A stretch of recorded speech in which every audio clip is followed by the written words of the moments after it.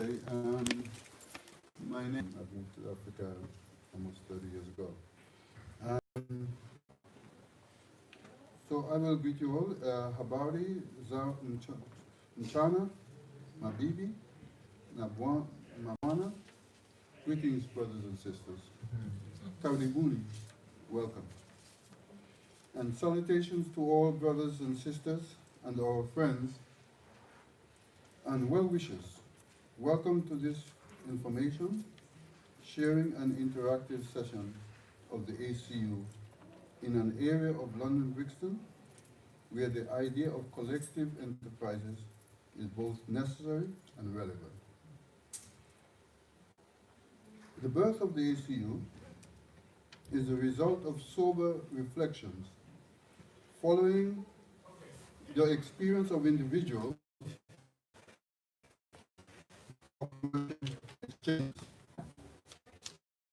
in markets such as in Brixton, Dalston, East Street Market, where we the black people are the consumers of goods and services on the menu. Personally, I have the experience of running business both in Africa and in the UK, and where market conditions do not allow the small man to excel. Bigger business have the advantage of economies of scale, bank lending, and influence along corridors of power. Low-income consumers were less and less able to purchase their essential needs.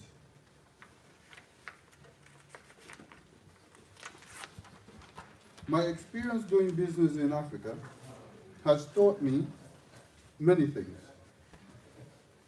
and has led me to conclude that if we Africans are to have any real impact on changing our situation, we have got to come together as a collective.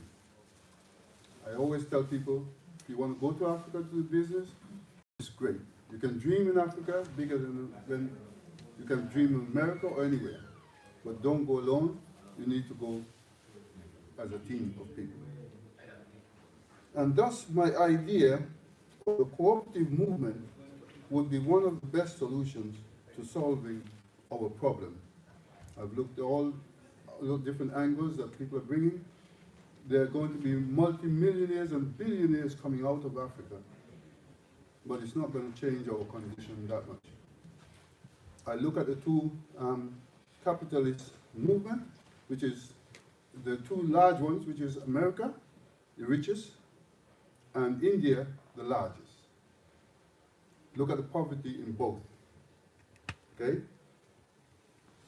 Now, our great leader and visionary, Julius Nyerere, has said, the only way that Africa and we will come out of our situation is through the cooperative movement.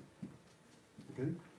Fortunately, he tried it, but unfortunately, when Tanzania became independent, he had less than 100 university graduates to start, so they to understand what he was about. So unfortunately, it didn't succeed. So it became obvious to me that for a small entrepreneur, I was better off coming together with others in a cooperative enterprise. This provides for cost sharing, joint ventures, sharing potential losses. This joint enterprise solution to our problems of inadequate provision and disadvantage seems to be the only solution to lift us out of poverty. And an example which we can highlight is the Mondragon Principle. The Mondragon Principle, back in the 50s when we were marching, Mondragon, the people in Spain were in a similar condition to us, and they started a cooperative. Today, the Mondragon amassed 15 billion, right? and employs over 70,000 people. They didn't march, they set up a cooperative and get on with it. And that cooperative, can I check, is larger than the 10 largest African American business in America. Just one company, one cooperative, is larger than the 10 top richest black business in America. So it's a tried and tested model. We don't have to be afraid. We have the model, we have things to go on with. We are empowered by joint enterprises as we sell goods and services to ourselves in the first profit as savings and dividend shares for their membership. This idea propelled me to take up further. I met public-spirited individuals, organizations, and institutes. Gaelic in Peckham was among those, and they led us to use their radio station, right, to propel the idea of the cooperative. In fact, the age was born out of the Galaxy Radio, because I was listening and they keep asking the question, what can be done? Because everybody's talking about the problems that we're facing, nobody's talking about the solution. So I said, because I've been doing business in Africa, and here, I realized what we are against, and I said, I have the solution to the problem, and that problem is. So he said, well, why don't you go and set it up? Why don't you go? So that's how it was born. So our membership takes the form of fully registered persons who attend our meetings and contribute to debates. And ideas, and those willing to bring in their specialist skills, knowledge and experience. We hereby invite all persons with such experiences and skills to come forward to join our ranks. We have programs and plans that includes a credit union, cooperative store in London and other places, education, training for our young women, empowerment, projects, and resources disadvantage. This forum, I hope, provides for exchanges between us and individuals, which you will hear later, to strengthen our bargaining capacity and our collective spirit. Asante kwa. Thank you for coming. Round of applause for Brother Sandy. Thank you very much.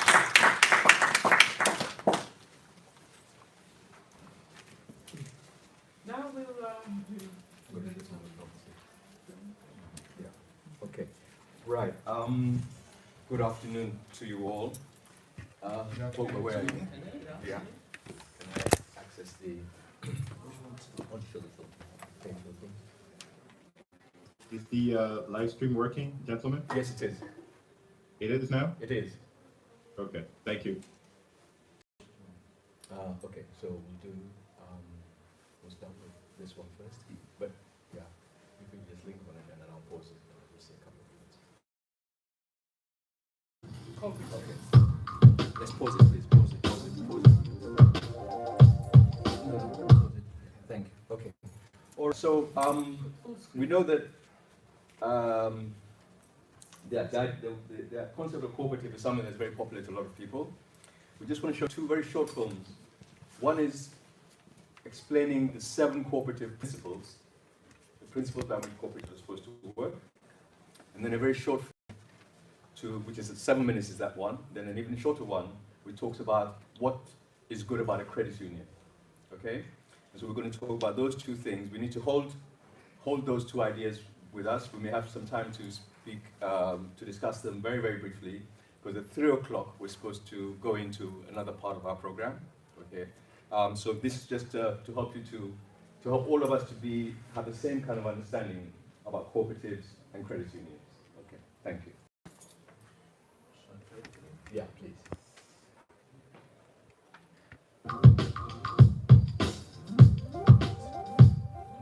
Okay.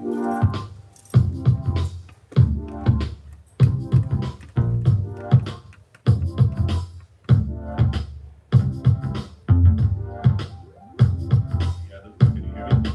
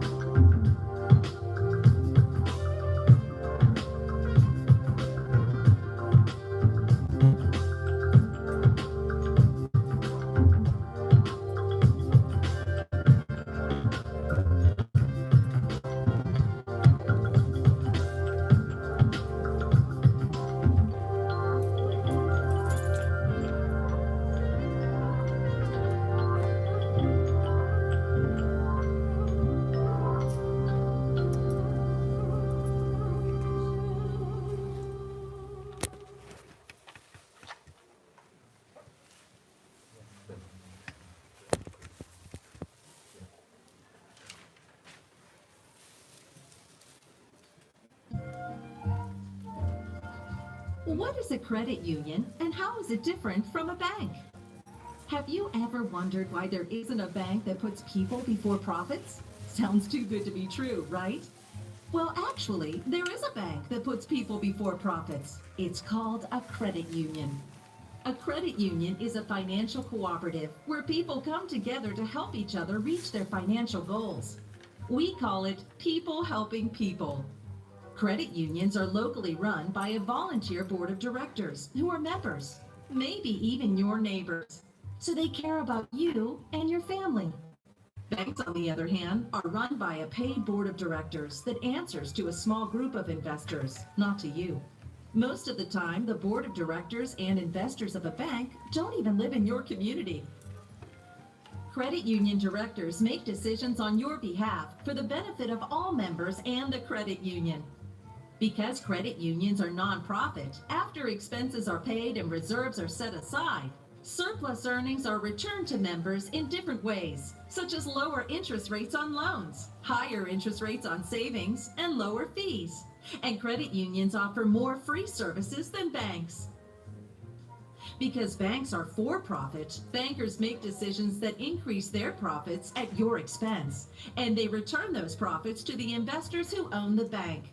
With a bank, you have no voice. Only investors have a voice. When you open an account at a credit union, you become a member owner with one share. Is it working? Because credit unions are democratically run, that share gives you a voice. Think of it this way. The bank cares about profits. The credit union cares about you. Why is a credit union better than a bank? People before profits means you save money when you bank at a credit union. And because credit unions are owned by their members, that's you. You're treated with respect by people who know your name. At a credit union, you're not just a number. Since credit unions are local with accessible management, that's specific to you. Common sense decisions are made on your behalf right here, not in some city far away by management who don't know you. So what sounds better to you? A bank whose decisions are made based on investor returns, decisions that cost you money? Or a credit union whose decisions are local and driven by what is best for your personal financial well-being? Decisions that help you maintain your financial security, dignity, and help you save money. Remember, the bank cares about profits. The credit union cares about you. Why is BFG for me? BFG is a federal credit union, which means your deposits are insured by NCUA, backed by the full faith and credit of the U.S. government. That means your money is just as safe with us as it is in any bank. All right. I just want to reiterate Yeah. a couple of points made. As I said, a very short kind of discussion about them. The 7 revolve around the following things. The first of all is that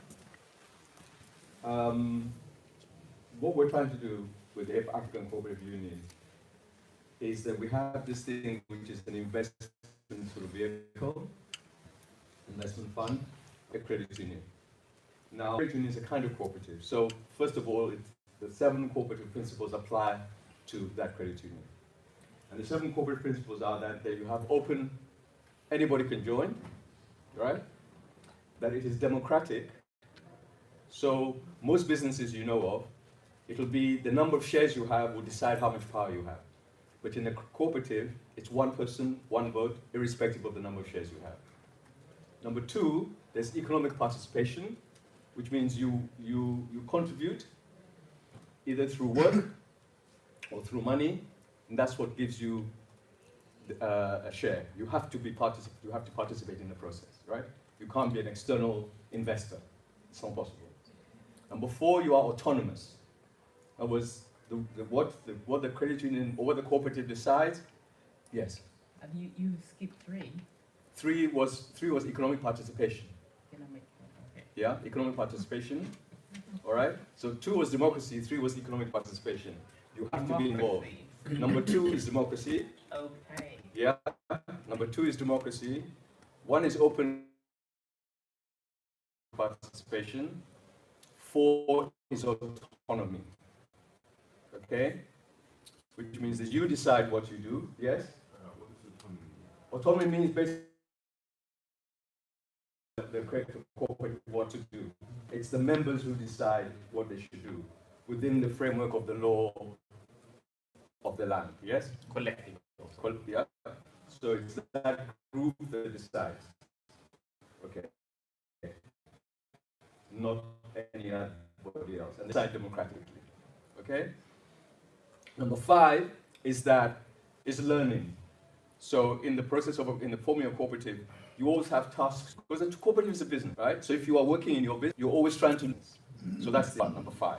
Okay, you have to make a commitment to improve yourself. Okay, and number 6 is for the community. So you look after the community in which you are located. Treat yourself as a foreign within the community. Those are the 7 cooperative principles, and all cooperatives should abide by those principles. Okay, all right. So then, with a credit union, as was said, all right, what it is that pulls people together is saving together and then borrowing. Okay, so that's the thing. So a credit union is a financial cooperative.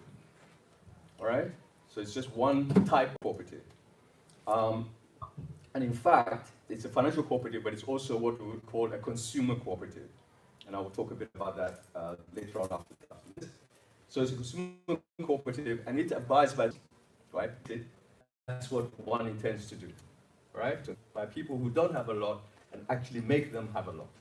Because then,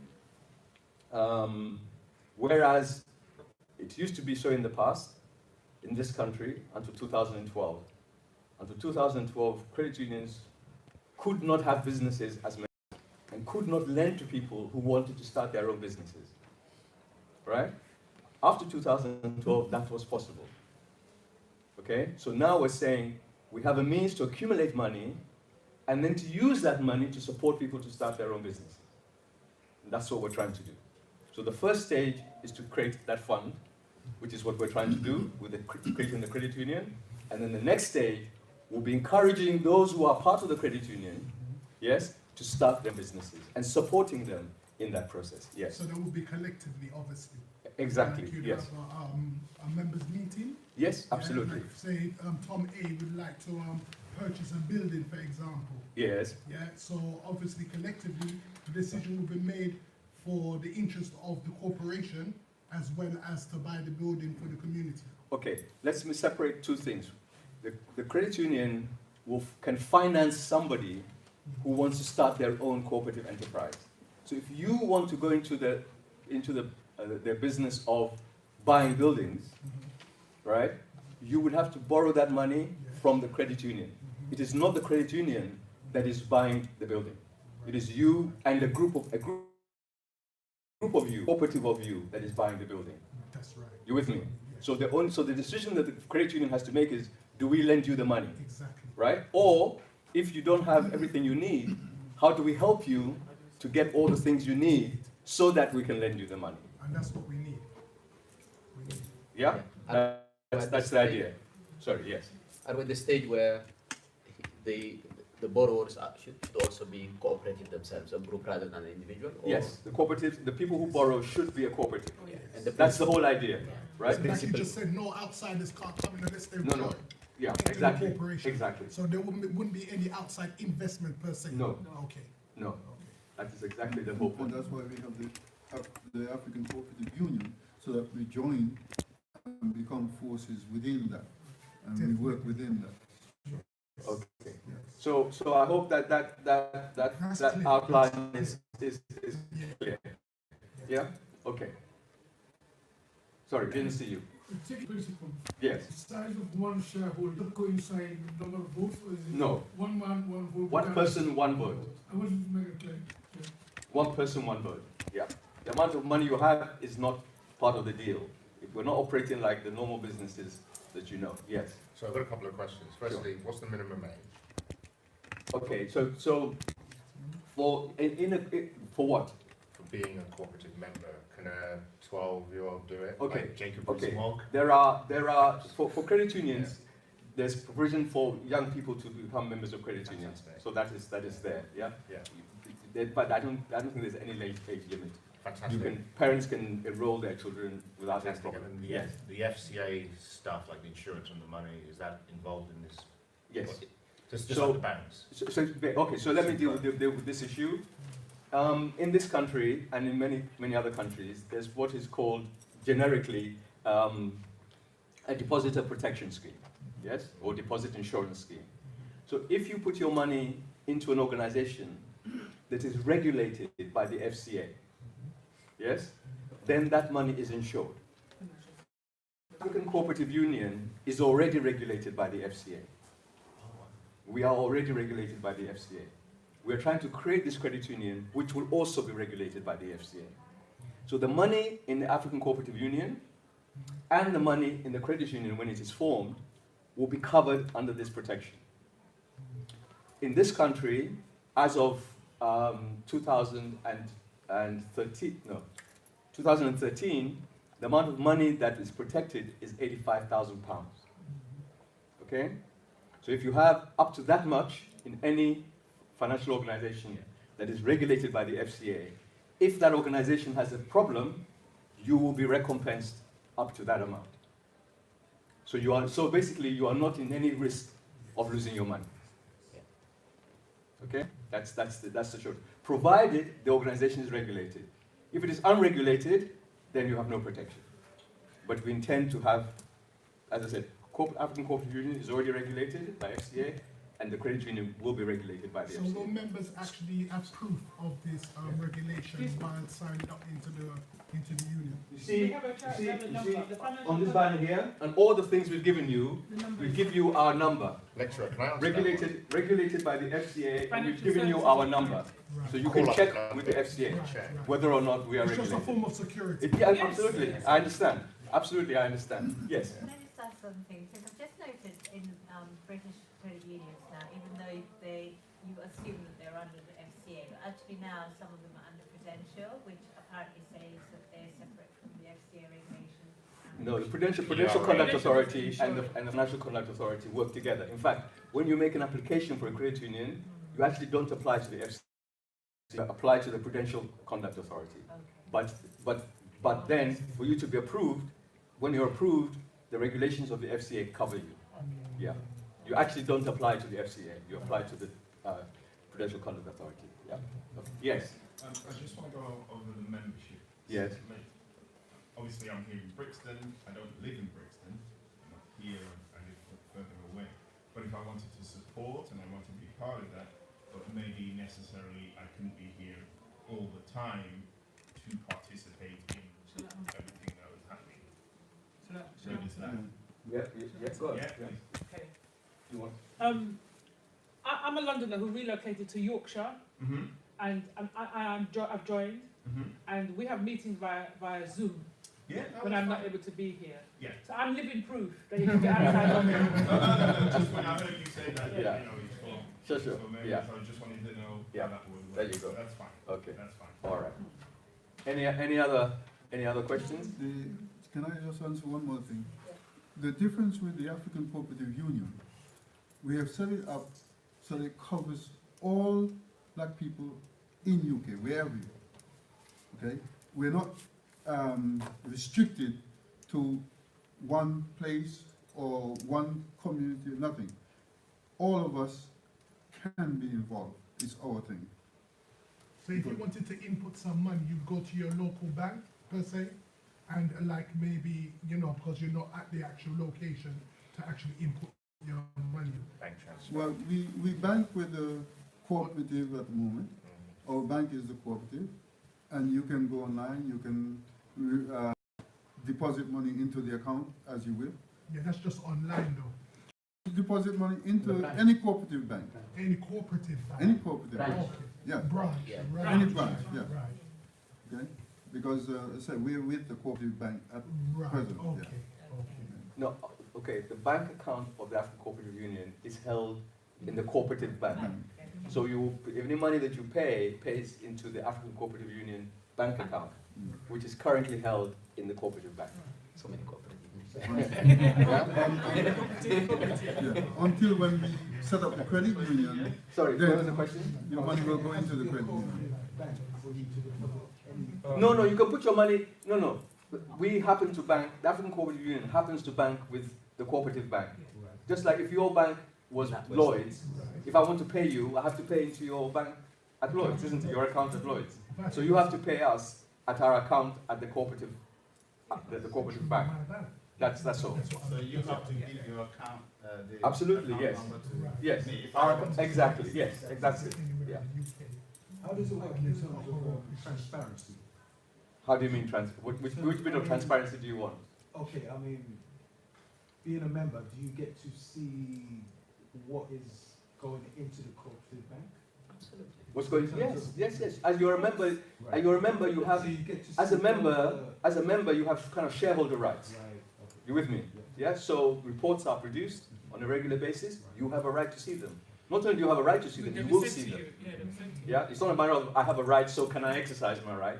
It is part and parcel of being a member that you receive that information. Absolutely. Yeah.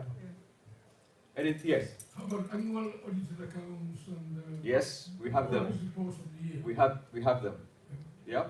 ACU already has them, and the credit union will most definitely have them. Okay. Yes. And for instance, it can happen that a non-African will have a soft spot for such a project. It can happen. Everyone's African. Next question. It can happen. Can I come in here? Because what happened is, we wanted, because when we were setting up, and one of the family members there, is that we wanted only to be black only. But they said, no, we can't. So basically, but what we have to do for ourselves in order to protect ourselves is to ensure that whoever is coming in, because what we're set up for is that we're set up to uplift Africans and Africans per se, Caribbean, whatever. So if whoever comes in, whether it's white, Chinese, or whatever, as long as he's willing to uphold that's no problem. We can't stop him from coming in. But what we have to ensure is that we are at the control panel, you know, the control Our system interest is paramount. that makes sure that they don't come in and take it over. See, that's what we have to make sure that we do, okay? But we can't you know, I mean, as I said, we had long fights with them that we wanted only to be blacks, but they won't allow us. They said, no, you have to be transparent, you have to, so therefore, we can't stop Chinese or anybody from joining the ACU, but what we have to do is to make sure that we are in control. The decision makers are. So the decision board making. members would obviously be us. That's what we, yeah, that's what And we not have only to. that, but the objectives will be the objectives Yeah, that we we know have the set. objectives would have Yeah. to be there, but we want to know that we We are, control yeah, it. exactly, exactly, yeah. And All also, right. it's a voting system anyway. Yeah, You naturally. know what I mean? So Yeah. if we're the majority and we're, you know, so. Yeah. Right. Yes, I'll just take one more question because we have to link up with some people who are coming in from the US, yeah, and they are actually waiting now, okay? So I'll just take this question and then we will run on. But we're going to have a few breaks, but a few more sessions, so there'll be time to ask and answer a few more questions. Yes, please. Yeah, I want to know if there is another way around not having to go through the cooperative. Mm-hmm. Is it possible to set up your own institute How do you mean set up your without own going institute? through the cooperative banks? Without going through the cooperative bank? Because at this present time, through them in order to aid Set up our own bank. But, sorry, please. Okay, yeah, okay, all right, that's good, thank you. Okay, I'm not sure I understand. I think the issue You need to is- pay the ACU? Yeah, no. Or how do you mean, sorry? I don't- Banking The banking. with cooperative as opposed to. Banking with who? No, we can bank with, may I answer that? We can bank with anyone. I don't know. Because I we're don't think cooperative, we're that's trying the to question. keep, we're trying to keep everything within. Yeah, but I'm not sure. Yeah, that's- I understood the question. Yeah. Basically, the credit union will be an independent financial organisation. Okay, so it's in the same guise as a building society. It comes under that same kind of family, yeah. So it will be an independent organisation, but to facilitate members being able to put money into the account, we'll go with a high street bank that people can walk into the branch, pay money in, etc., etc. Yeah. That's right. We'll have to do that until we have our own extensive network of branches. Until it's fully fledged. Yes. Yeah. Like in America where they're quite rich now, they have their own bank. There are some black banks in America, yes. Yeah. Unfortunately, we don't have one Yeah. here. But How- if there are three types of credit unions, and if you get to what's called a tier 3 credit union, Yeah. you can turn that tier 3 credit union into a bank. So What's the minimum that's a capital? long-term, or 4 now. So Sharati is probably 808. This is Vivian. Is that Sharanti? Hello? Hello, this is Vivian Berkshire calling from Africans in Boston. Okay, so it's not Sharati, it's just there are some folks in Boston here that are not able to connect to the Yeah, but okay, the link is, Can I? It's working now. The link should be it's working working, now. it's working now. The link is working now. It was broken, but Okay. it's now live. So let them. So- We can't have them on the we can't have them on the Zoom because that's for participants. But they can now access the see. link and it's working. So Vivian and Delhi, can you try the He needs to the YouTube link? It should be working now. Thank you. Have you been able to listening on the program so far? No, we're gonna. Okay, so hello everybody, can you hear me? Yeah. Yes.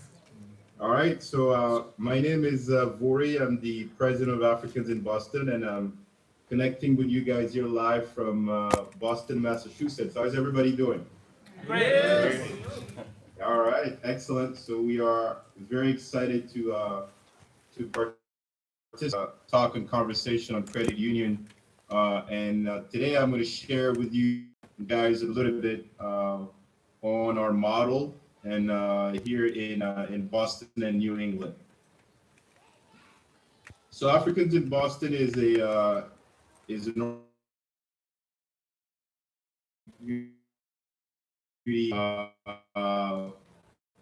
around an agenda of bettering ourselves, promoting businesses, promoting members of the diaspora, and creating really a vibrant environment for us to have a voice.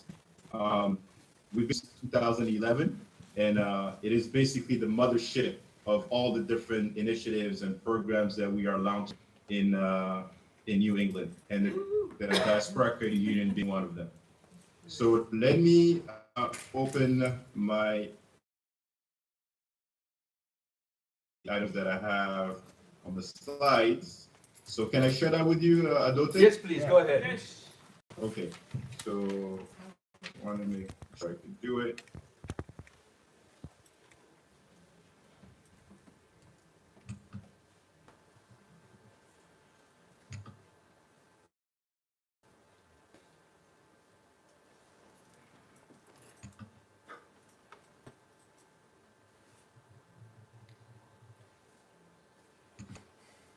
Everybody see my screen? Not yet, we can't see it just yet. You need to, Share screen. It's easy to. you need to go, have you clicked on share screen? I believe share screen is on.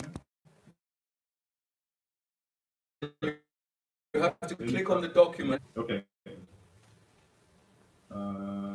So I have share screen here. You have share screen, click on share screen, then go to the document and click on document, and then it should come up. Yeah. That's it, okay, I think we can see, yep, something has changed. You are now sharing your screen. Okay, so you can see my screen now. Yep. Yeah, lovely carry. Excellent. So that's what I want. Now,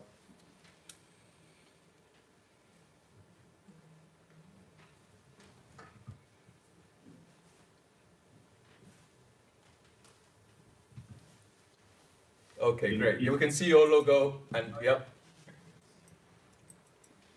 all right, so you're able to see the slide, right? Yep. Okay, so this is the, I'm going to move them here. So I'm going to give a brief overview of how we are structured. So we are a typical nonprofit organization with a board, with an executive office and some officers that are helping us, run our day-to-day activities. Our website is africansinboston.org. So we are focusing on a number of items, and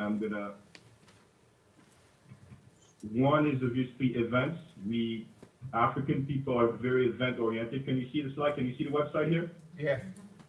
Yes, we You can. see it, right? Yes, we can. Okay. So we focus our activities mainly on events.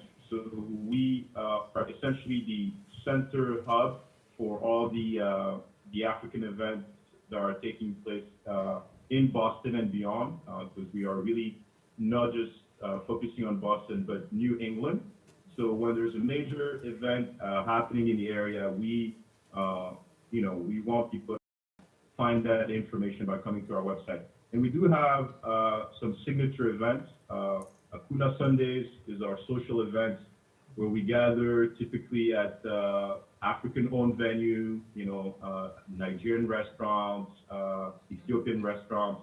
So it serves two purposes. One, we are promoting a local-owned African venue, and two, we are providing a space for people of African descent or people interested in African affairs to mingle and have that social cohesion. Our ADNet signature event, African Diaspora Network event, that one is very much educational, very much academic. It consists in bringing in a speaker, and that speaker would obviously address the audience and and talk about a topic that is relevant to the diaspora. The last one that we did, for instance, revolved around food and grocers. There's big talk about Amazon acquiring Whole Foods, and we wanted to also bring the African voice to that conversation. There are a lot of African grocers that have markets with African. Wanted to bring the Indian in that area to talk a little bit about what they are doing and what they're doing to move with technology. So that was a very other events. One of the key focus on is in the spirit of our economics is our book agenda. It's taking the African in the area. So Boston, New England, and you're looking for a list on the ID. You go to a restaurant, and you know all the restaurants that are available in the area. So if you decide to go dine at Senegalese Boston, you could come here to the list, and you're gonna see a place called Teranga Restaurant, which is located at 7646 Washington Street in Boston. And we are doing the same exercise with all the different areas of business. So education, commerce, energy, financial services. If you're looking for somebody that's going to help you either file your taxes or if you're interested in finding an African company that's going to help you invest money, you could find Timbuktu Capital, run by Usman Dian. He's located in downtown Boston. If you have money to invest, Usman will be more than happy to advise you. And on and on. So in the spirit of the promoting African entrepreneurs and African businesses, the Book of Lists is huge on our agenda because we're also working with local one of them is our former state treasurer.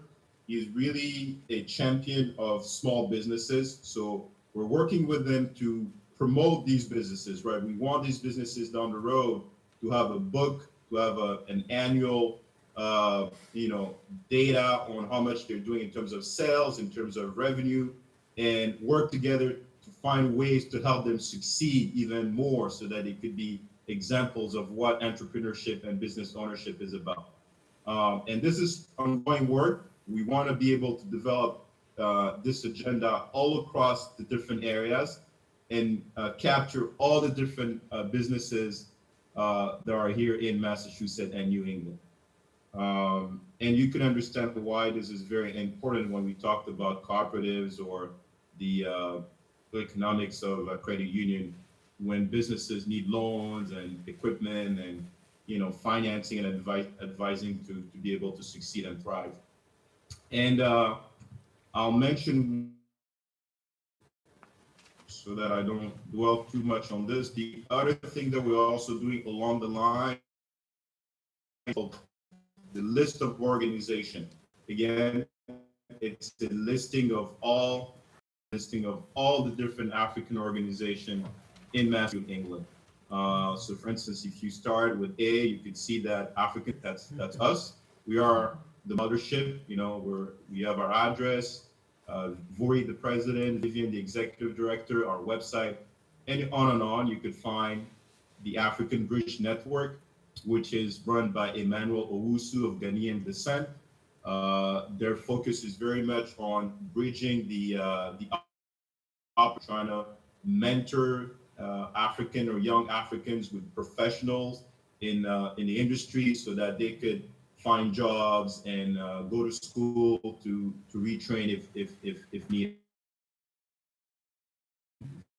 Very much centered on working with immigrants. They're based in Worcester, and on and on and on. So the same logic that you saw with the businesses, we're doing that with the organization. That way we have a very good idea of who's who and who's doing what in Massachusetts and New England. So with that in mind, we started the African Diaspora, or the Diaspora Credit Union, and we call it 2020 because we really like to see it come to fruition by the year 2020. So we realized that, yes, we could do all these things. We could have organization, we could have businesses, we could have events. We could even do march, we could even march and make a statement of the situation of African migrants in Libya when they're trying to cross to go to Europe. We made a big statement about that here in Massachusetts. We went around, we put together a coalition, and we organized, a big march in downtown Boston, and then we hit strategic locations like City Hall, the State House, the governor's office, to really condemn what was happening to our African brothers and sisters in Libya, and to say that the people in Massachusetts, the African in Massachusetts, hear it, and they're not going to go silent without making a statement. So we could do those kind of things as well. However, we realized that in order to really be successful, we cannot succeed if we don't have a financial institution branch, which lead us to the credit union.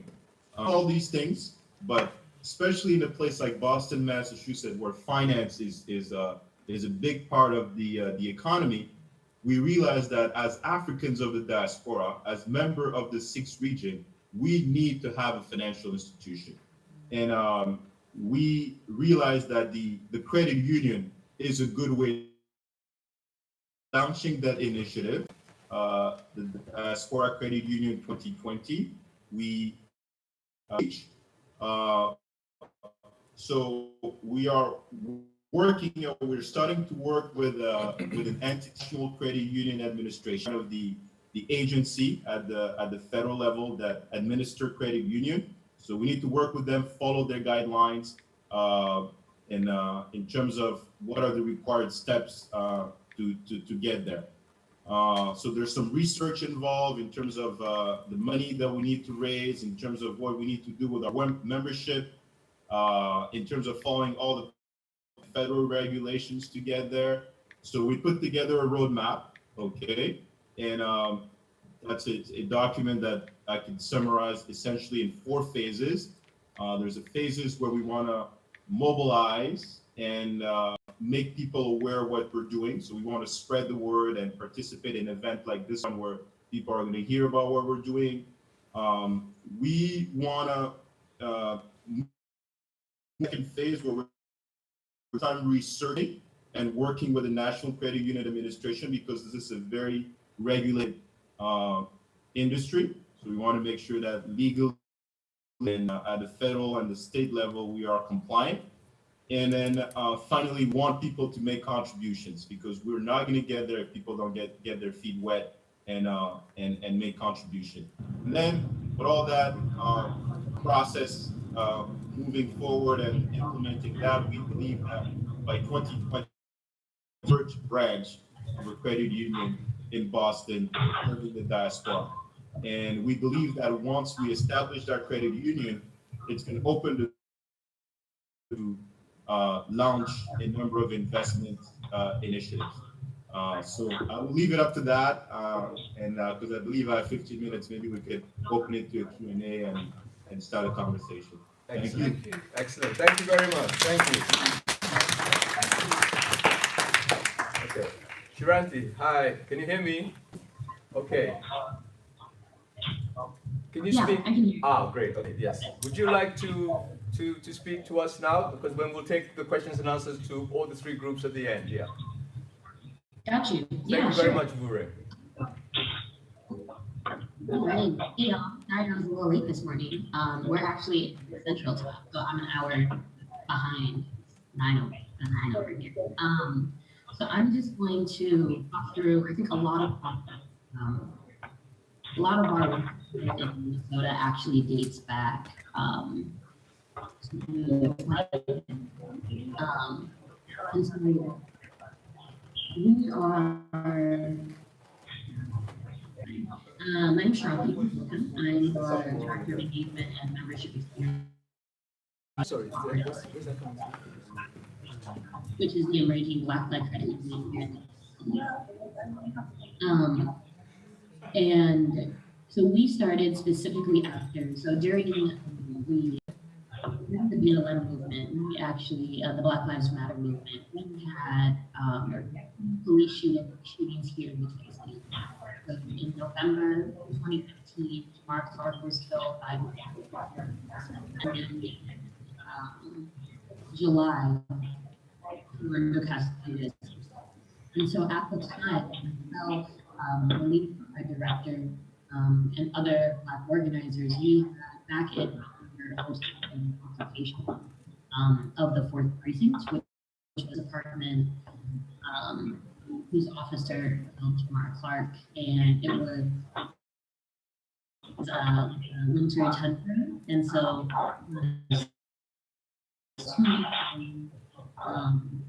outside, and it was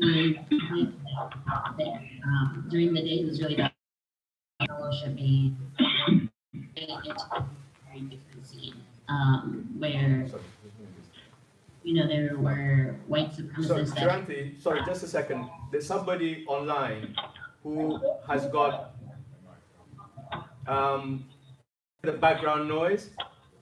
So if you're online, anything in the background, please, can you switch it off?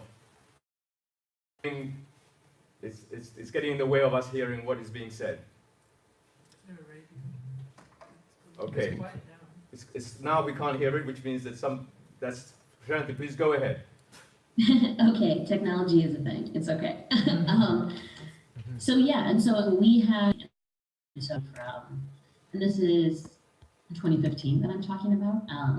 We did everything from education or rights to safety beyond policing. So thinking of all of the current state-sanctioned policing that we have here in the States, environment. And so at this time, we also did had a lot of cool wins. So we have earned sick and safe time here in the Twin Cities. We just passed a $15 minimum wage in Minneapolis and St. Paul. And so there was a lot of work being done in what Malia and I will reference as like a tinker method, where you're using policy organizing to tinker with this larger system, right?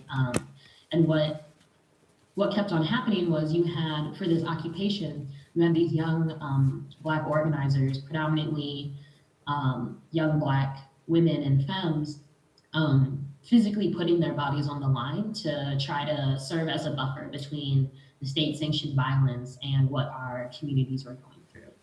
And so that was back, and then July 2016 happens, and then another Black man is killed by police, and a lot of us knew that it was going to be those same folks that were coming out from like that very traumatic experience of just doing an occupation with all those different things happening to them while they were there, that they were going to use those same tactics of organizing and activism to try to serve again as a buffer. And so the question became, what are other tactics that our communities want to opt into that doesn't involve having to physically put our bodies on the line every time something happens? The Twin Cities has a very vast organized scape, and so it's not going to be large actions and disruptions here when something happens. But thinking of, well, what does it look like to build something that will actually communities from these same issues? So Malia hosted a meeting asking that same question to around 200 Black folks on the north side of Minneapolis. And the umbrella topic that folks wanted to opt into was around economic resistance. And so literally, if you imagine, I don't know how big your room is, but if you imagine the room that you are in, and it's 200 folks that are not only mourning and angry, but also wanting to build something, right? Like this is where the credit union came from. And people are putting on big pieces of sticky paper all up on the wall, writing their different ideas around, we want to see this, or we want to see this. That had the most votes was around tourism, what was the other? Payday lending, and creating a Black-led financial institution. So those were the four that had the most votes. And so when we'll talk about Village really being a grassroots entity. This idea, didn't come from any of us on staff. It was a community idea that said, hey, we want to do this as a tactic to insulate our communities.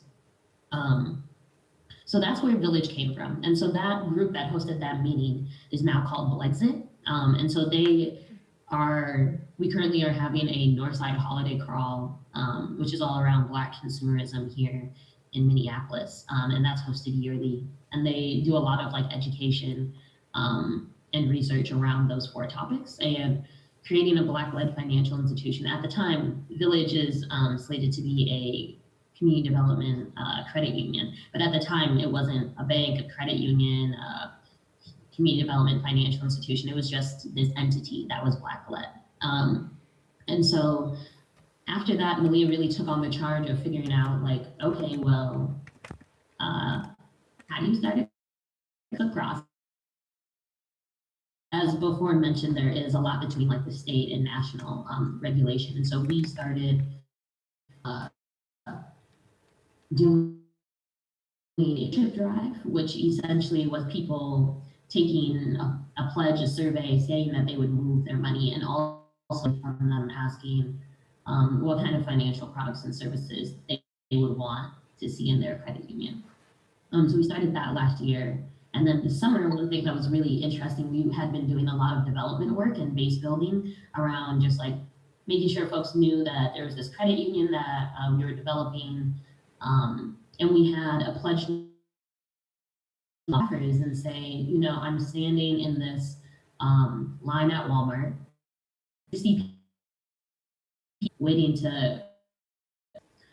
And so one thing, just to put a pin in that story, what happens here and across the nation, and I'm sure across the world, is that you will have financial institutions that, for a variety of different reasons, are not accessible or not inclusive. So whether it's someone's, but if you think of a member not wanting to come into a financial institution because of trauma, because of the worriness about getting denied when you need access to funds, right? Or if it's around even like customer service, right? Like there are so many barriers, and sometimes very strategic. In Minneapolis, there's one US bank, there's a small branch in a grocery store, and those are the only two traditional financial institutions in that neighborhood. And so North Minneapolis is not only underbanked, but unbanked is what we would call it. And so what ends up happening is that, and there are a lot of credit unions here in Minnesota that have a requirement credit score of 600, which is already a barrier to folks if you're trying to build individual generational wealth, let alone community wealth. That the barrier is the fact that you need to have a 600, and you're not even going to walk in to that space in the first place, right? Whether that requirement is hardly enforced or not. And so what you end up seeing happening is that traditional products and services emerge and are very predatory. So on Broadway, that same community that I referenced, there's only those banks. There's actually 4 of the same payday. And so there's 4 different storefronts in maybe like a 4-block radius. Payday loans here in Minnesota, the average percentage is 230%, and you have, and this is for a small 1,000 some, and so you have that 130 average interest rate plus any fees that itself. And so what you see happening is that when folks can't financial reason, these other predatory lenders pop up. That folks, that's one thing about predatory lending that we try to hit on here at Village is that yes, predatory lending sucks because it's very extractive communities and community. So it's a double of this is a source that folks use to help manage their money in various ways. And when check cashing happens in the same way. So, you'll go to the same, it's called Unbank, one of them here. So you'll go to the Unbank and check and pay like $35 per $100, right? So if you think of your paycheck and how much money that is, that's me now, right? One of our members was telling us, pay card, been using, if we calculated every time you swipe your card, it's $1 for the transaction. We calculated how much money Walmart is $20,000. And so one of her goals is wanting to own a house, and $20,000 would be a great down could have been saving this whole time, but wasn't able to do that because of these extractive services and just not have a traditional financial institution that wasn't extractive. So we were, that story of that member calling us when they were in line at Walmart. After we heard that, we were like, well, we actually don't need a credit union to solve that issue.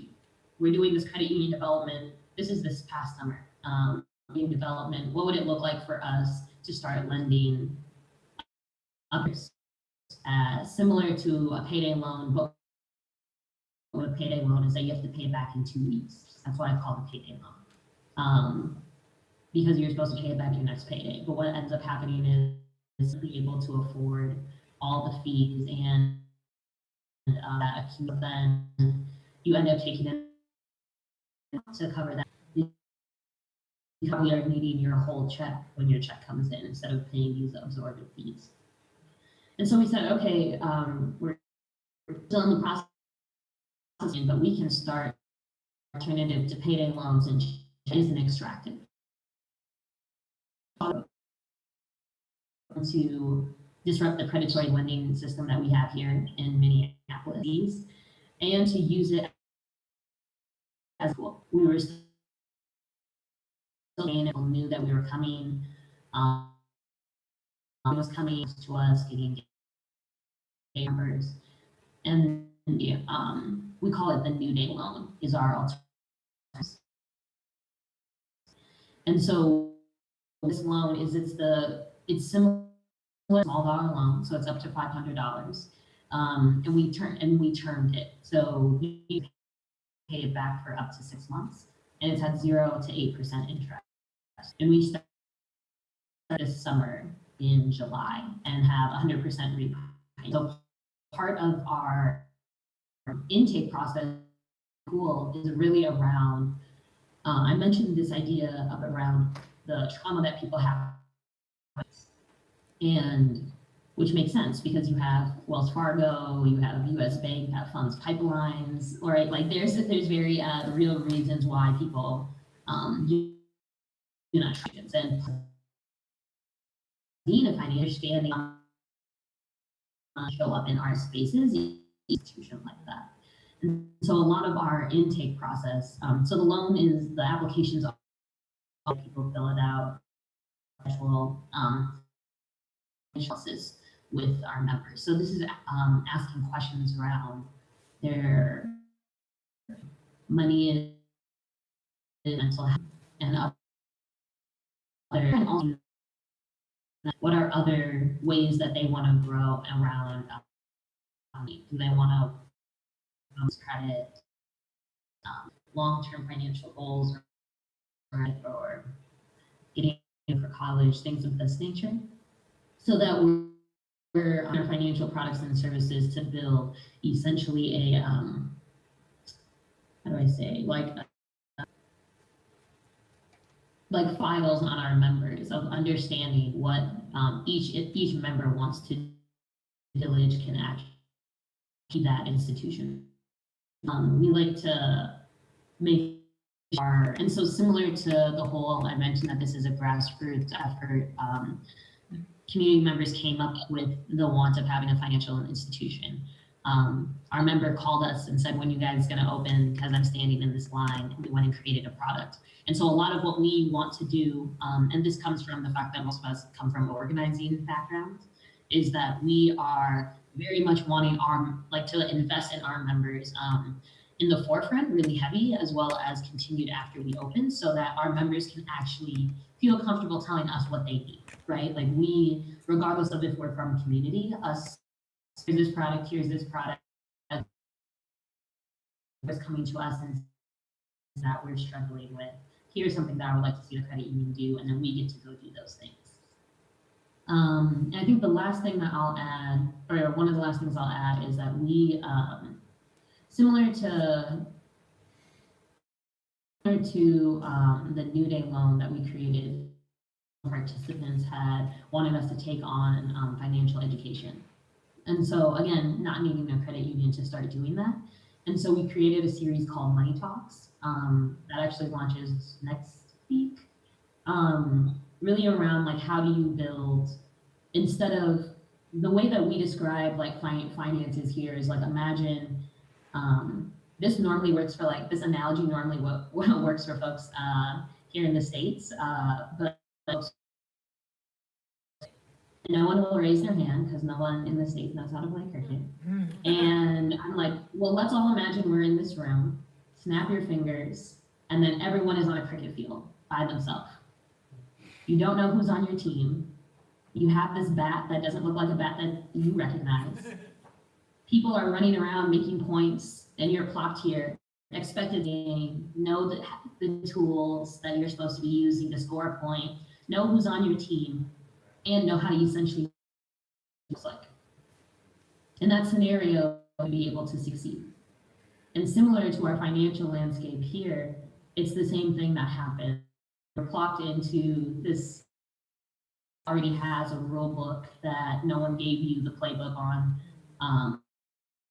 Services do you need? How do you start when you're young? And that's something not passed down or not even taught in schools. And so our financial education is based in this idea of let's build up your confidence. Because if we're talking about a budget, folks have been budgeting, whether it's good or not, learning how to use what you have to support yourself and your family.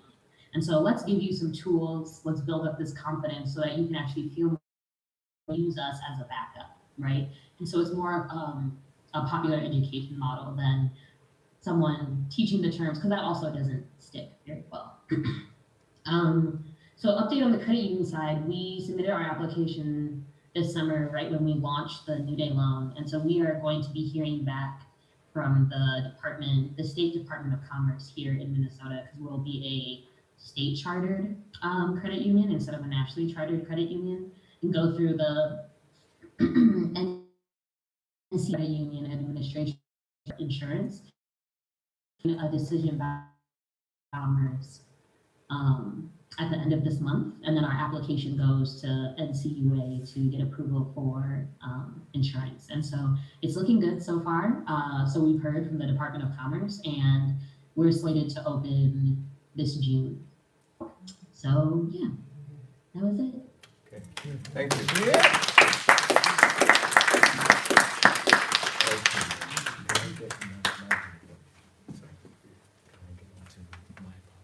We have a Q&A session. Yeah, I'm just going to talk a bit about union.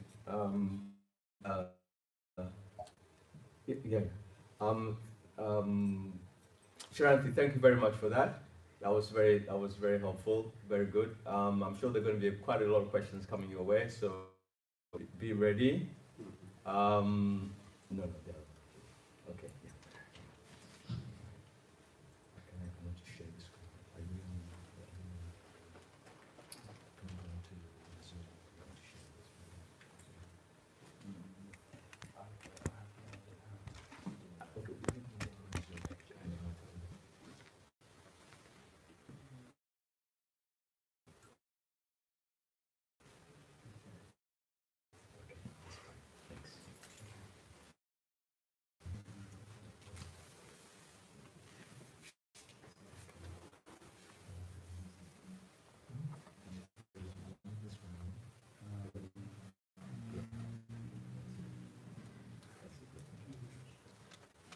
Okay.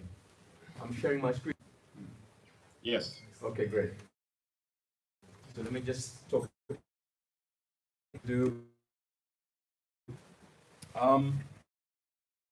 Wait. Oh.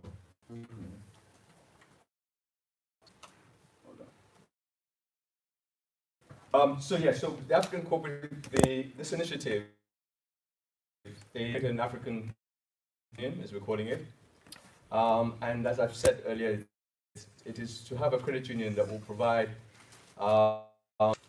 both technical support and financial support to people who make their own cooperative businesses. And we're doing it because, as we've heard, we want to enhance the economic power of African people in the UK. Our evolution. Choosing 3 reasons that because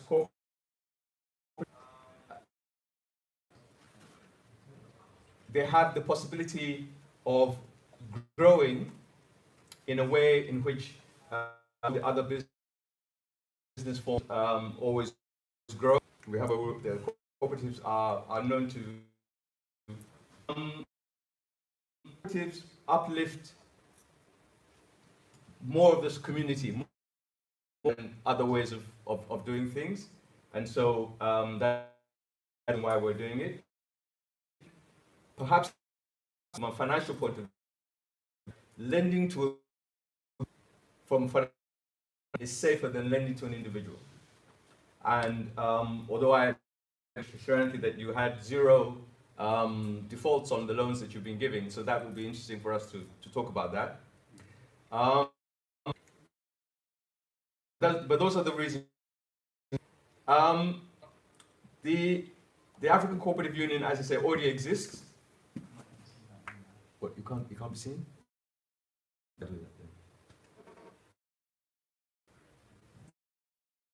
Can you be? Is it on there? And okay. Okay. All right. I just want to go through for us here, but also for you over there, just to get a sense of some facts and figures about our own financial exclusion. There's a report that we trust, which is an organization that researches in these areas. So I want to begin first with education. That in this country, school leavers on average get 44% of them get 5 passes, or passes in 5 subjects, which is the highest. Recently, this year we've changed, which was before this most recent year. But Africans directly from the continent of us get that. The Caribbean, only 30% get that. The word go, on average, as a group, we are behind that with inactivity and unemployment. More of us are unemployed or inactive. We also then experience low pay in the public sector, in the restaurant sector, the catering sector, the transport sector, and we're also self-employed, which sounds good, but you don't earn a lot. Yeah? A lot of us housing. 40% Black Africans are in social, 42% of Black housing. Yeah. And then, but those who are not, who are buying, 8% of all mortgages are what we call the subprime. US, you will know, you are familiar with subprime. Subprime mortgages are mortgages where the person is likely to pay back. Okay? All right? Yeah? Again, in terms of loan. And 70% of the foreclosures, i.e., people who their commitments, are in this sector. And we are disproportionately represented in this sector. Okay?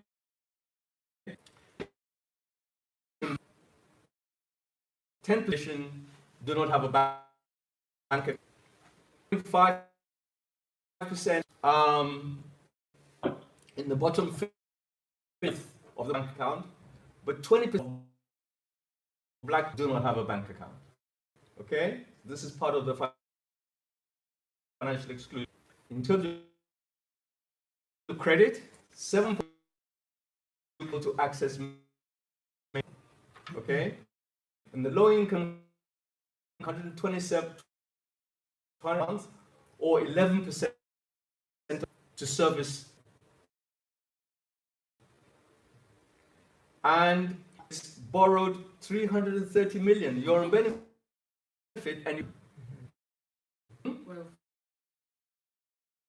paying £1 million at a rate of 42%.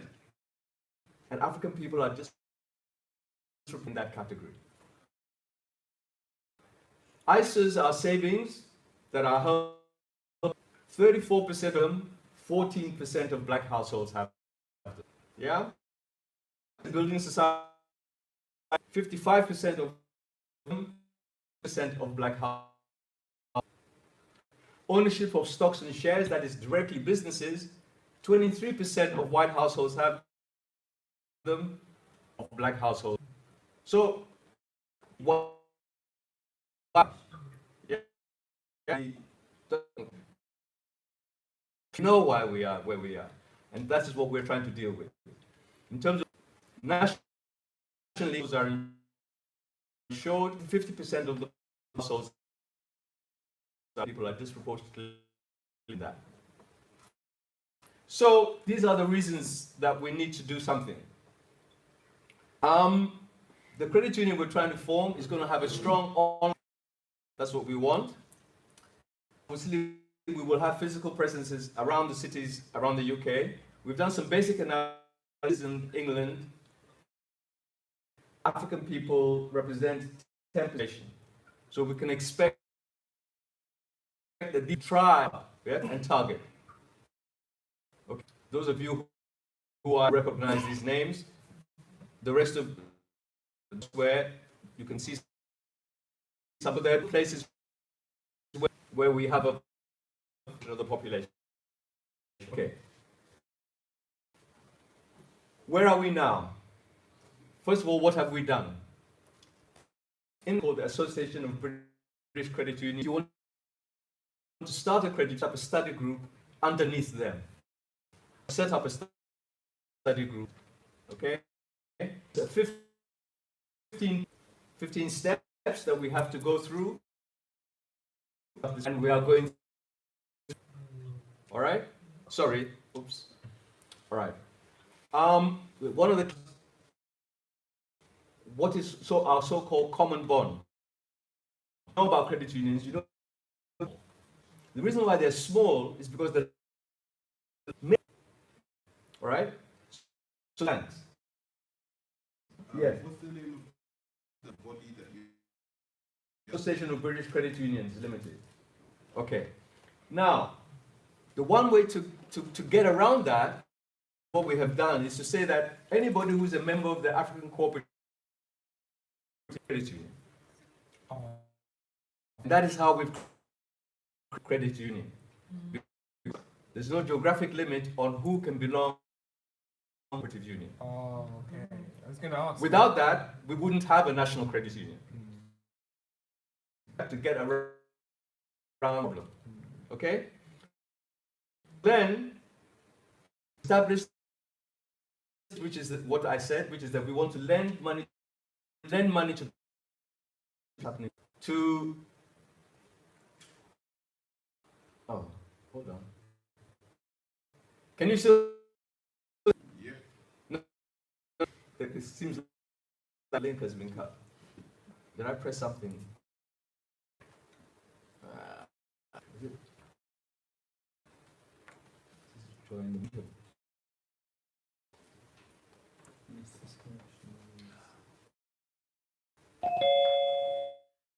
Go back. Hello, can you?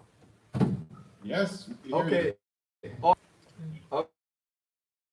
okay. No. No. You can't. Okay. Again with you. How do I do that? I don't know.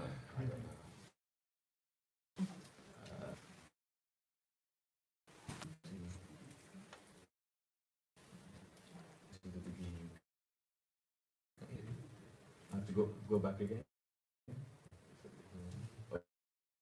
Okay, there.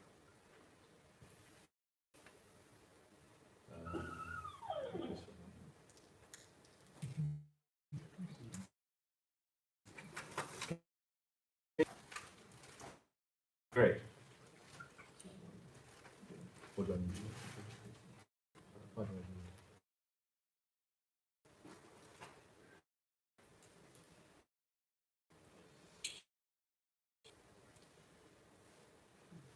Is that okay? Yes. Okay, good. So what we have to do now, web page, we need to show the apply to them that people want to join this thing. Because if nobody wants it, the first thing people to say that they show that they. So we're asking people who open the web page, and we're asking people to go and sign on that web page to say they want to join. Each has a form program. You please indicate that you want to join. If you don't fill it in, this is not going to happen. Yes. What kind of numbers are we needing? Okay, we're 10,000? aiming at 1,000 people. Okay, that will give us a sizable number of it. Okay, so that's the first thing that people are doing. We are campaigning to get the 4,000 people to join. Yes. I believe I've already. You've already done. I do remember you. So some of you have already done it. You don't. And done distribution when they. At this moment, no, not at this moment.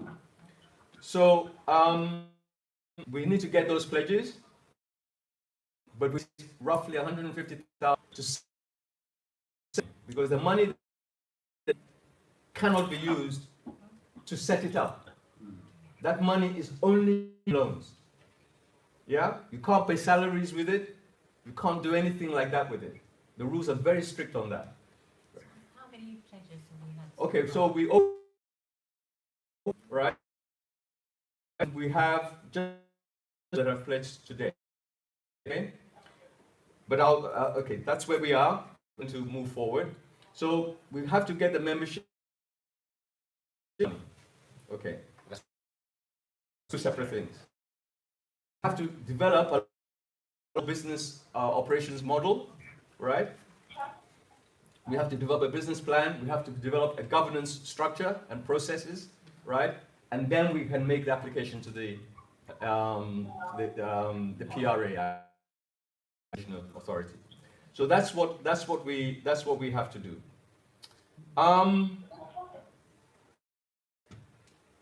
We've targeted some key sections. One, and who belong to trade and belong to trade unions. We've been holding meetings with the trade union and the Africans in the different trade unions in the country. 3 weeks ago, that group organized the meeting, to them, this program, to now try and recommend it to their members to join. So we expect when that gets, we'll get a number of members union. Okay, that's number one. Two, we have started discussions with the African Caribbean societies in the UK, all around the country, talking to students, right? And as them to get them to be. Also begun ambassadors and high commissioners in the Caribbean, so that at some point we'll organize a meeting where they will invite their communities to come, so we can engage with their communities, right? So that's how we're moving. So we don't expect the pledges to go up sort of. We expect them to jump up as these things kick in, all right? Have you invited the church?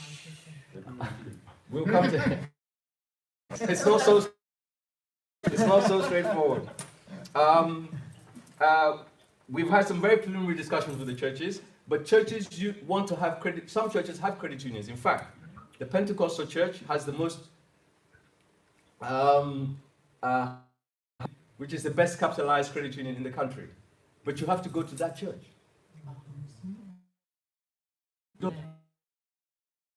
So that is the problem. Yeah?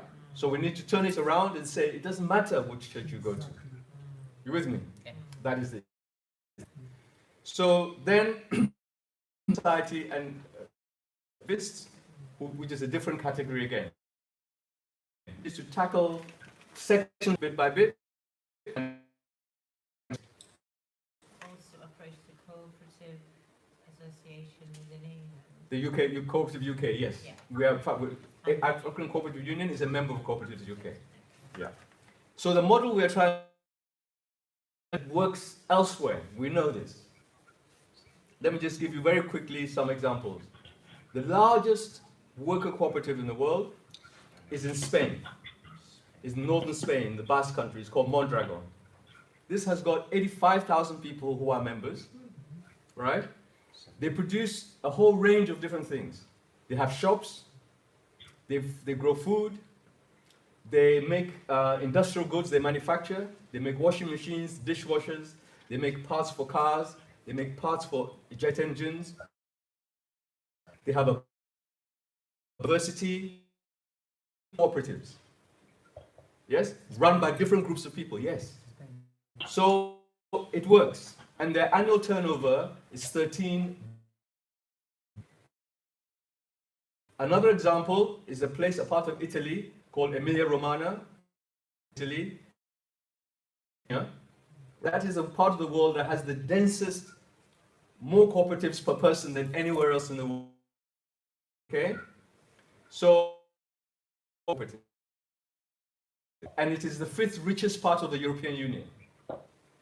Before the cooperatives were started, it was the poorest part of the European Union. It is the cooperatives that have made them rich. Okay? So it's a model that works. In America, Federation of Southern Cooperatives, which started in 1966, organized farmers. And it's still going today, doing projects outside of America. In America, the largest is something called the Cooperative Home, who felt that they were being exploited and decided to set up a cooperative nursing agency. Based in the Bronx in New York, they have 2,000 members, and they train people, they train other nurses for free, right? And try and find them jobs so that they can also get a livelihood. And then there is what is very novel. It's new, but it's very novel. It's something. It's in a place called Jackson, Mississippi. You may have heard in June 2017, Anta Lumumba became mayor of the city of Jackson.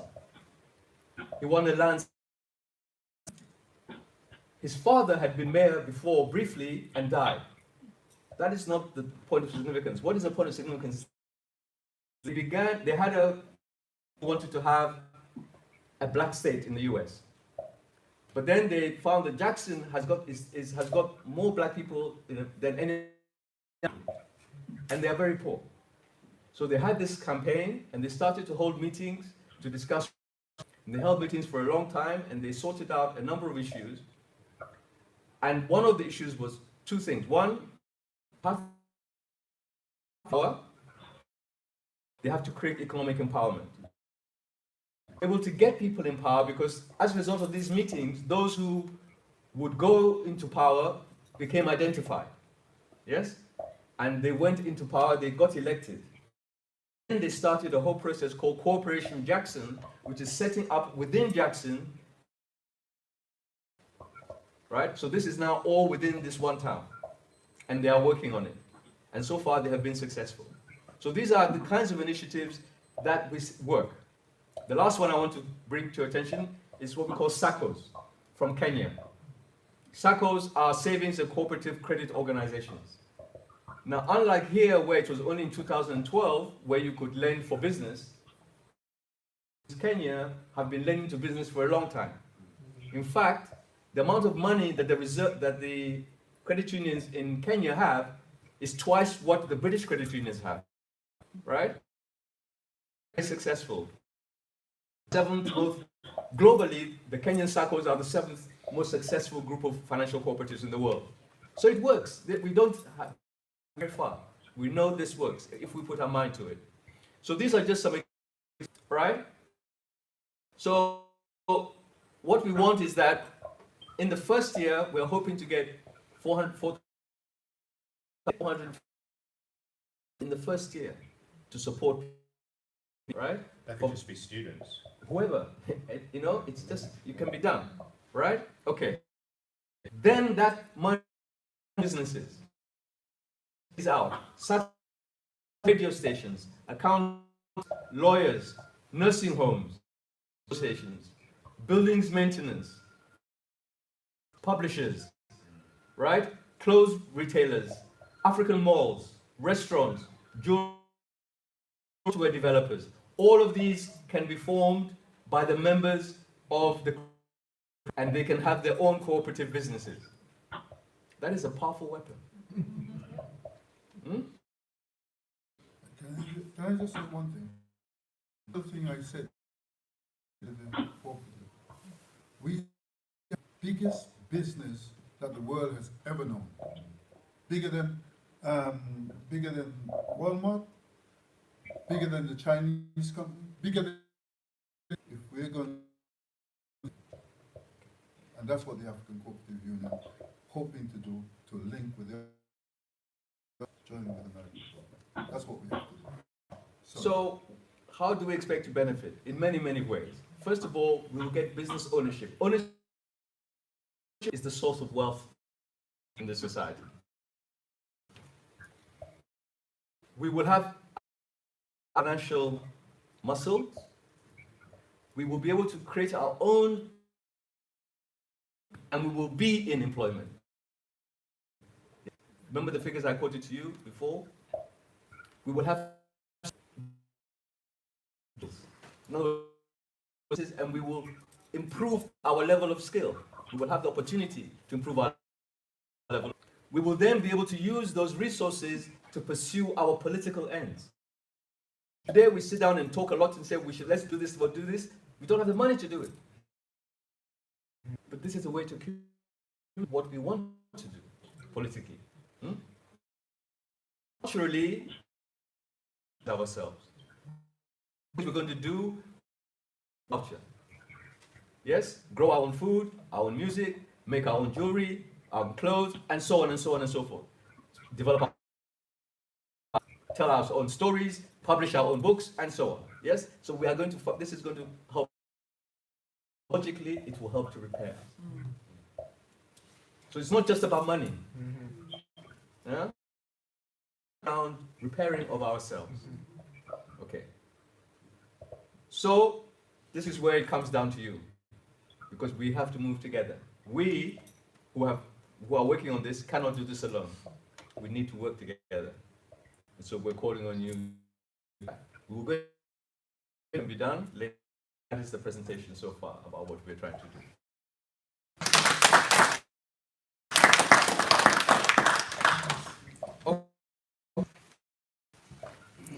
Right.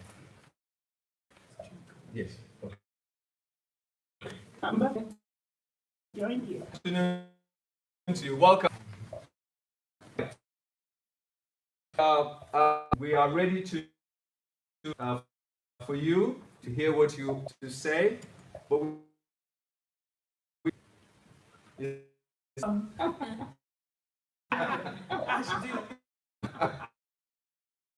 you can't do that. With grandkids, and I am totally blessed that. So how are you, gentlemen and ladies? We are fine. We are fine. We're very good. So if you could. I mean, so yeah, into it. To have Ambassador Arikana, who is the after to the United States, and she's a medical trained doctor from Zimbabwe, and she has been very active mobilizing Africans in America, generally to political and financial muscle to drive us forward. So, welcome her to this and ask address us. Thank you very much. Thank you for having me. Once again, I'm Ambassador Arikana. I'm the African Union of the United States, as you had please say. The African Union mission was established in 2000. Two of its major milestones, the United States and the Americas, as well as to mobilize African diaspora to participate in the development of Africa. As you know, that we are in that is everything the world will ever need now and for centuries to come. the only means for Africa to take its rightful place on the world, children in the diaspora. That has occurred must be returned. Our reality in Africa. To give you a better understanding, it's important to me that we, the diaspora, understand what is really going on. Healthcare. Africa today needs 2 million. All countries in the diaspora were to be sent home today. We're on about 20.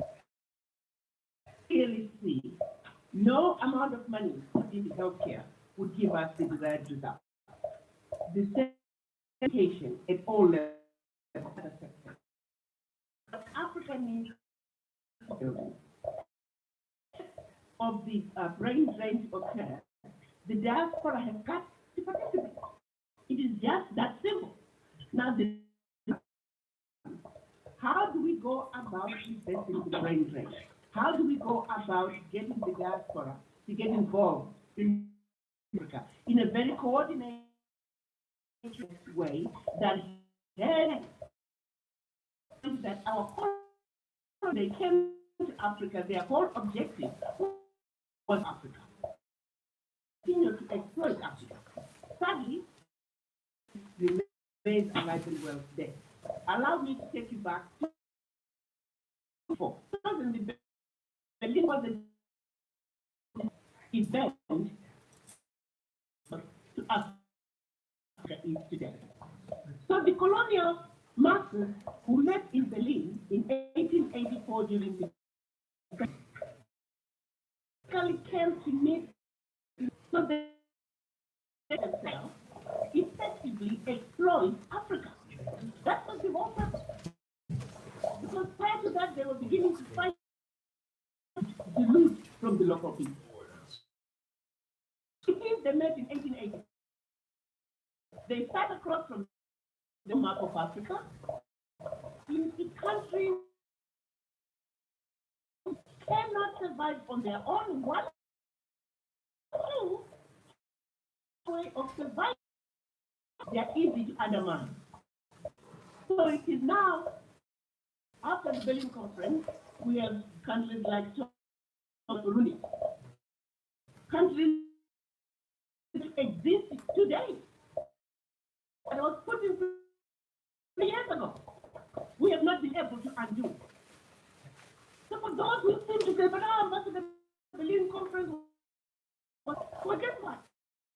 We infuriated and ashamed of ourselves. Then 124 years later, we have done to undo the Berlin Conference. And let's closer to home. Let's talk about on a trade matter. You trade lodging on one end, the other end. Do you call that a fair negotiation? I liken it to, if you want to as a boxing match, the rules of engagement are the same, whether you are. However, the organizers realize that if you are a lightweight, you belong to the lightweight boxing ring. The same is true for middle and heavyweight. So what the geniuses from the Berlin Conference did was to give these little countries the same level of as the United States, as China, as India, when it comes to this. So every day, the way I see playing in the world, this player, we're not really in African countries are equal to one of the boxers who are being put in the heavyweight box. And when they lose the game, and say, oh, why are you losing? Central Africa. Why are you losing?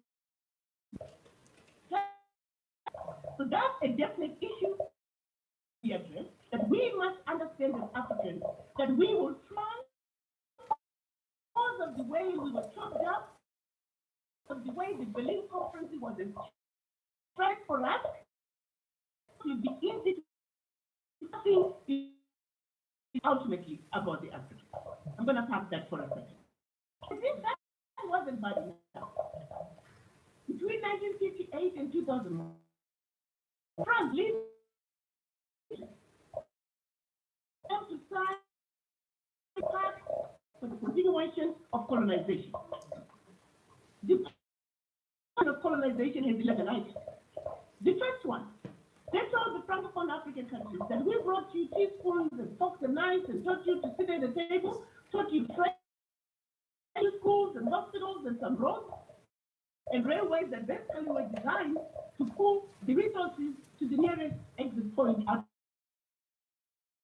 of colonial state that to perpetuity. Secondly, you see, you are money. You shall 2% of your bank reserve with the government control foreign ministry.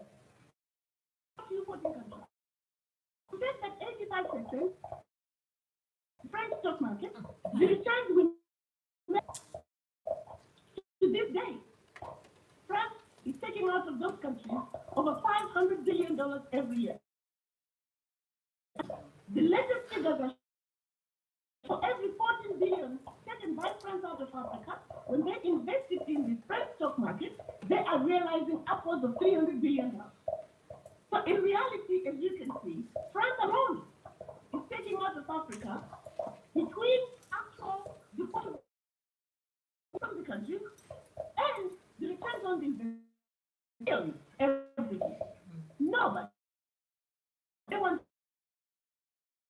what we now know, coming out of Africa on corruption, about 50 billion. That's a trillion, one country. Before, what was 75% of the land resource and the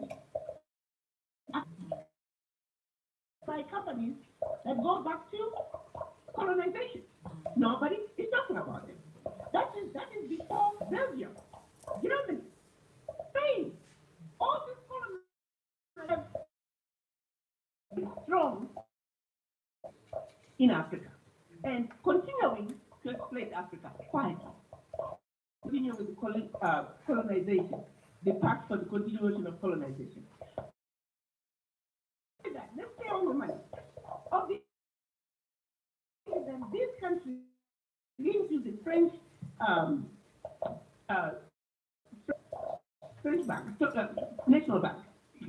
If these countries should want to borrow some, to access some of that 85%, they can only get it as a loan.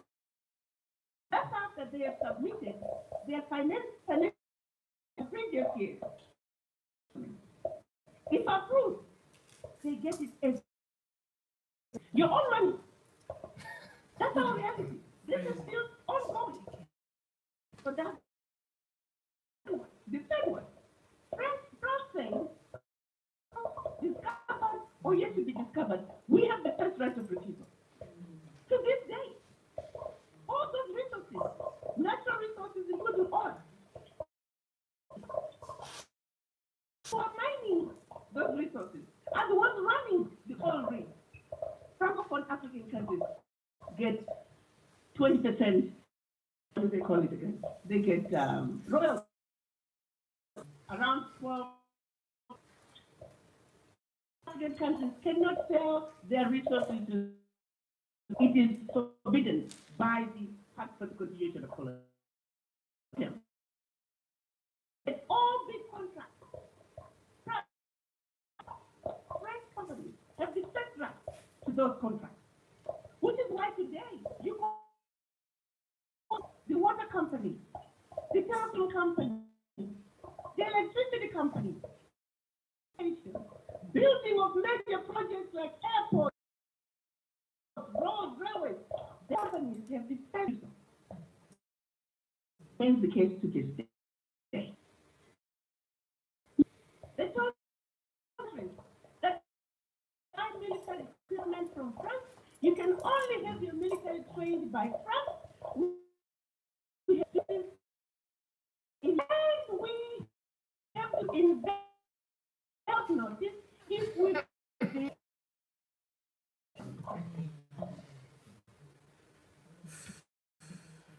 education.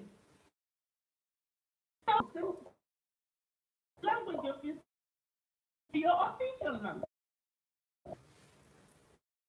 And the list goes on. I urge all of you to Google the Pact for the Continuation of Colony. If you want to wake up tomorrow, you are the president of a Francophone community. Over office equivalent and read the dawn. That he says, Mr. President is totally free to reign a free nation.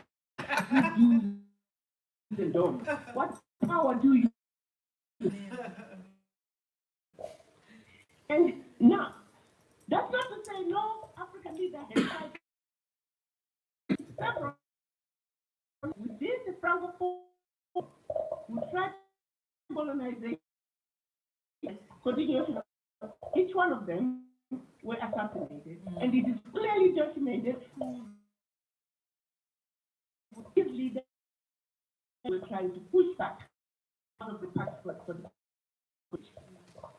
I'm saying this to say, this is what is undercurrent on Africa, and if we for us to understand our Africa, we need to know these existing agreements that continue. So all is not 1963. We have got to undo these boundaries. They are not our boundaries. They realize that for Africa to move forward, we must speak with one voice. As one continent, one people, one Africa. Sadly, when they went to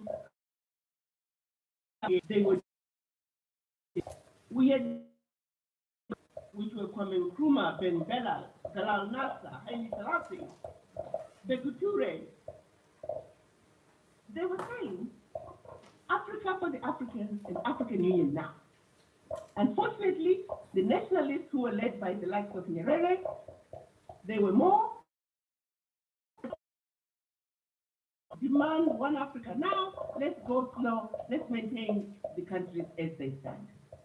Sadly, Africa lost, or AU, when the Casablanca group lost. The nationalists won, let's go slow, 55 years later, we are still going slow. Nonetheless, this year, all the African leaders finally and agree with one voice and sign the agenda of free trade. If we succeed at getting the 22 ratifications, then by January, time that to speak. We also saw them signing, what am I calling? The protocol for the. This is again, they're saying we must melt the boundaries up where they wish, but within the continent. That is also, as a matter of fact, beginning to happen. As you all know, ECOWAS has an ECOWAS. They are working on a single currency. Central Africa just approved its first Central African passport. Southern Africa is working on passport. So nations are moving space actually. Very excited when it comes to investing in Africa. This, you could not hard to invest. Means that while the rest of the and they are appreciating what's getting ready to happen to Africa, when Africa's doors are going to be completely wide open, the Africans are finding ourselves. So we advantage of, and that brings me to what we are doing here in the United States.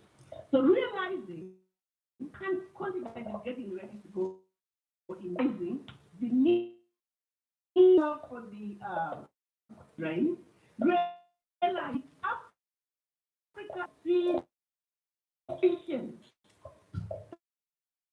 It's going to have to be brought in by the African diaspora. And I'm saying this to say, mentioned by the former African Union, one who appointed me. Put me down there and say,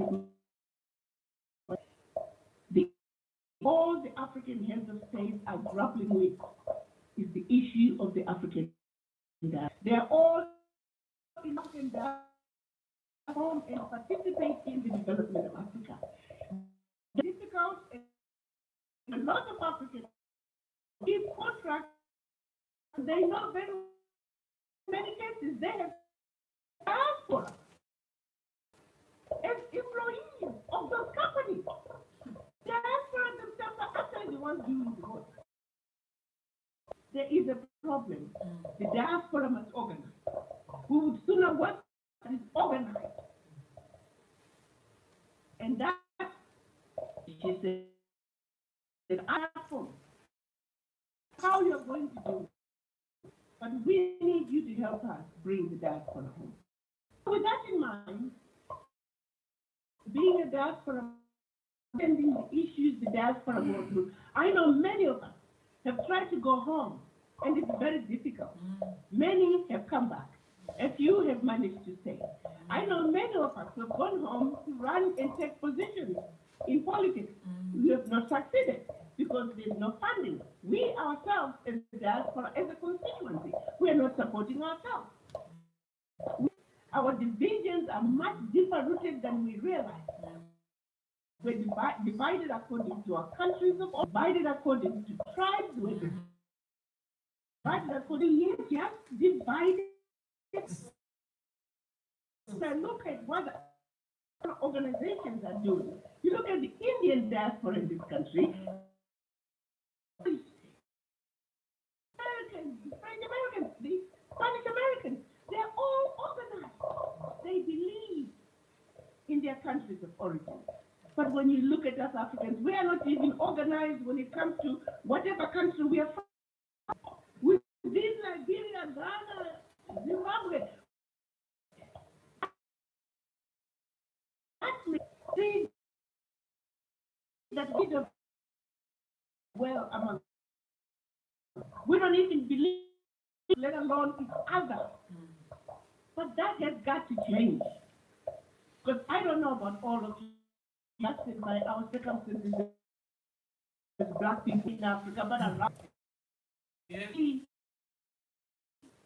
the most and we seem to not be doing anything to try and change us. We are the inheritors of everything the world. We are the origin of humanity, and somehow we believe we are, which is far from the truth. We are meant to believe of taking care of us. It's far from the truth. Because black people are some of the people. So people I know, and all we got to do of the told, united black people is a scary thing. That is by us, we can be wait. Americans, we can begin talking about getting enough, but what we have done here in the United States, we've opened an account which we are putting there for a